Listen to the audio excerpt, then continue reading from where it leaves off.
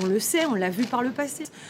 Israël avait brisé de manière unilatérale un cessez-le-feu alors que la phase 2, justement, allait commencer. Et donc là, tout à l'heure, on a eu Pauline Godard qui est présente sur la place des otages à Tel Aviv qui nous disait que même le Forum des familles des otages était prêt à entendre qu'il y ait que le cessez-le-feu soit rompu éventuellement pour mettre la pression sur le Hamas pour rendre les dernières dépouilles. Vous savez, il reste 28 otages, un peu moins maintenant parce qu'on a appris que 2 dépouilles ont été données, ont été rendues à Israël par le Hamas, mais il reste encore une vingtaine de dépouilles à redonner à l'État d'Israël. Et puis ça va être très très compliqué parce qu'on ne sait pas où elles se trouvent, on ne sait pas, il y a très peu de chances qu'en 24 heures, tous les corps puissent être restitués aux familles.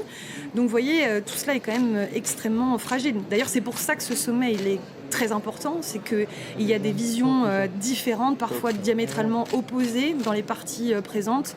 On l'a redit, on l'a dit, 35 pays qui doivent discuter ensemble pour une paix future, durable.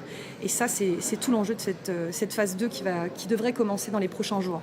Le locataire de la Maison-Blanche qui a été encensé tout à l'heure à la Knesset par Benyamin Netanyahou. Vous avez découvert son discours en direct tout à l'heure. Il en a parlé comme le meilleur ami qu'Israël ait jamais eu. Et finalement, on peut s'interroger aussi sur l'avenir que donnent en tout cas ces deux hommes à Gaza. On le sait, Benyamin Netanyahou a parlé de paix par la force.